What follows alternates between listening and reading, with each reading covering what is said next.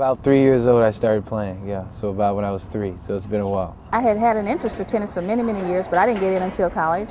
My husband also got in around college, and we've been at it ever since. And I was always around it and wanted to try it, and my parents did it, you want to do what they do, you look up to them at the time, so you want to do whatever they do. So I did it and I enjoyed it and I just wanted to keep doing it. He had all his strokes at 3.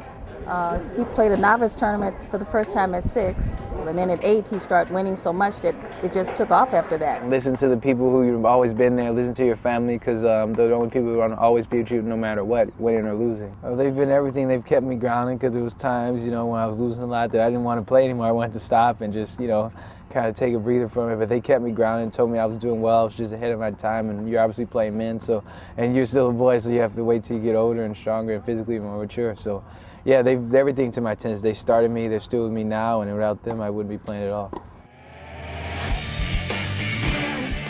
I was about 10 years old in Chicago as a ball boy for the Nuveen Championships, the senior tournament, and he was playing, and me and my friend were both ball boys, and he asked, we saw John hitting serves, and he wanted to ask him to hit serves or hit with him a little, and I was too nervous. So my friend was very outgoing, so he went over there and asked him, and John said, yeah. So we went out there and hit it with him, and he liked the way we hit. So he asked us to be his hitting partner every other day after the tournament. So that kind of led to him talking to his agent, and exactly, that's how it went on.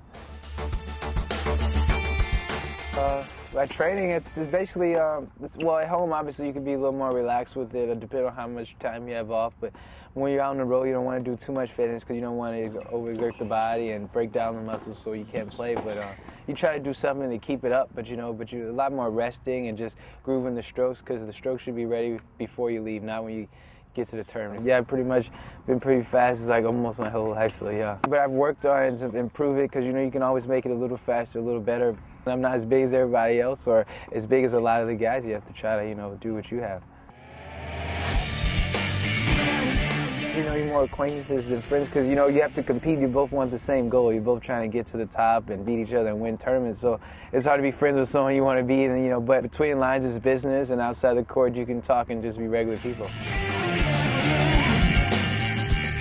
I definitely have to work on that because I can get upset and lose my temper also. But I find when I'm too calm, it doesn't really work that well. But when I, let out a little yell, but when you start throwing the racket, that's not what you want to do. But you have to kind of keep, the good balance. For some people, it works to get upset, and some people it doesn't. It can go to their detriment. But to me, I have to find the, the good middle point. But I'm still working on it. This goal is to be one in the world. So we're still on that mission, and he hasn't given it up, and he didn't fall short in terms of saying that's no longer what his goal was. So that's our goal too.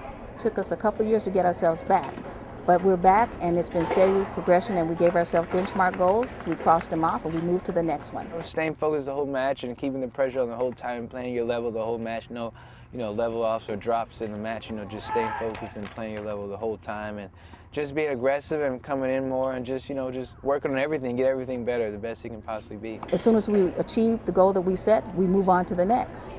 We will not repeat ourselves. We must continue the progression.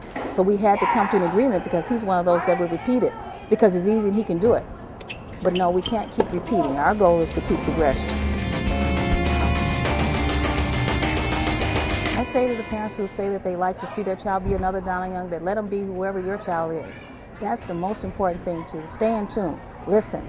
Stay focused and just believe what you believe in and stick to it all the way. And I think if you give it 100% of what you have, you can't really be too upset about that.